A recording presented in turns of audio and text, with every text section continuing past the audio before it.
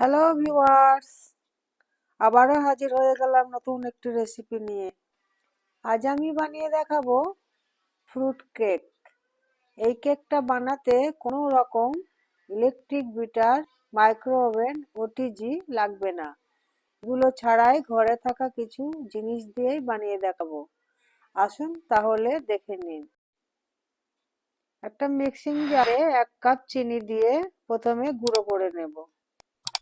দেখুন চিনিটা গুঁড়ো করে নিয়েছি। এখানে 3টে ডিম ভেঙে দেব। আবারও ভালো করে মিক্স করে নেব 3 মিনিট মতো। অন অফ করে বারবার করে নিতে হবে।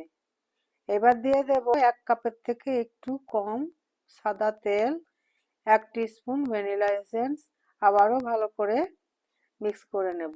দেখুন মিক্স করে নেওয়া হয়ে গেছে। একটা বড় বাটিতে ঢেলে নেব। এবার শুকনো উপকরণগুলো একটা চালুনিতে নিয়ে চেলে নেব।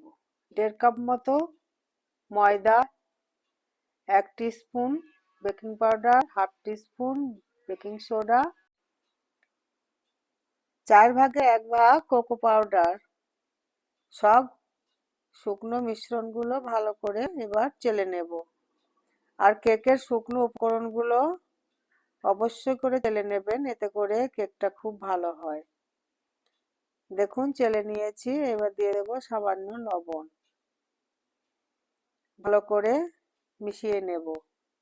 আর কেকের মিশ্রণ এলোপাতাড়িভাবে মেশানো যাবে না, একই সাইড থেকে মিশিয়ে নিতে হবে। দেখুন আমি খুব ভালো করে মিশিয়ে নিয়েছি।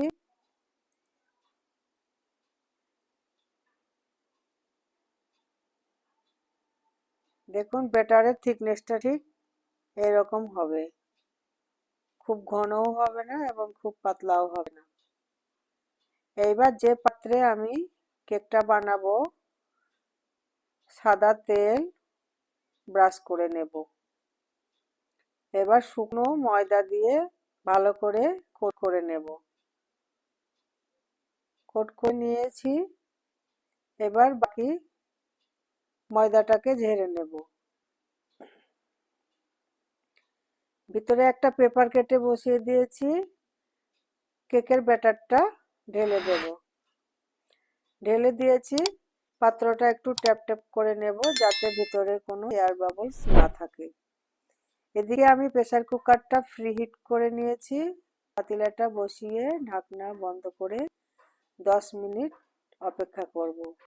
আর অবশ্যই প্রেসার কুকারের রাবার সিটিটাকে খুলে দিতে হবে। 15 মিনিট হয়ে গেছে। ঢাকনাটা খুলে কিছু কাজু ও চেরি দিয়ে কেকটাকে সাজিয়ে দেব। যদি প্রথমেই ড্রাই ফ্রুটগুলো দিয়ে সাজাতাম তাহলে কেকটা ফুলে ঢাকা পড়ে যেত। তাই কেকটা 15 মিনিট বেক করে ড্রাই ফ্রুটগুলো দিয়ে সাজিয়ে দেবেন, তাহলে ভালো লাগবে।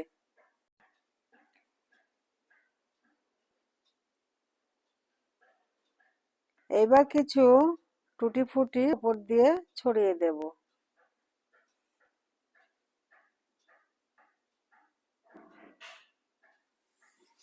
ঢাকনাটা বন্ধ করে আরও 25 থেকে 30 মিনিট কেকটা বেক করে নেব।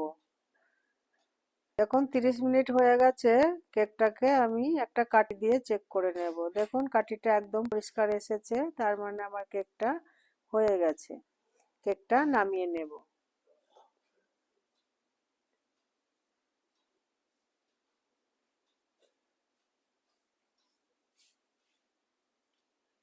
একটু ঠান্ডা করে নেব, তারপর কেকটাকে আমি ডিমোল্ড করে নেব।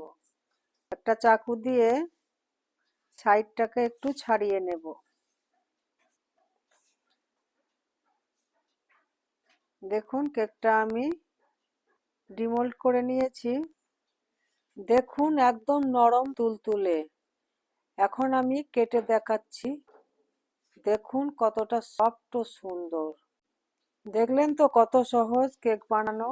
তাহলে আর দেরি কিসের, আপনারাও বানিয়ে ফেলুন। আশা করছি আমার রেসিপিটা আপনাদের ভালো লেগেছে। ভালো লাগলে প্লিজ আমার চ্যানেলটা সাবস্ক্রাইব করে আমার পাশে থাকবেন। খোদা হাফেজ, ভালো থাকবেন, সুস্থ থাকবেন।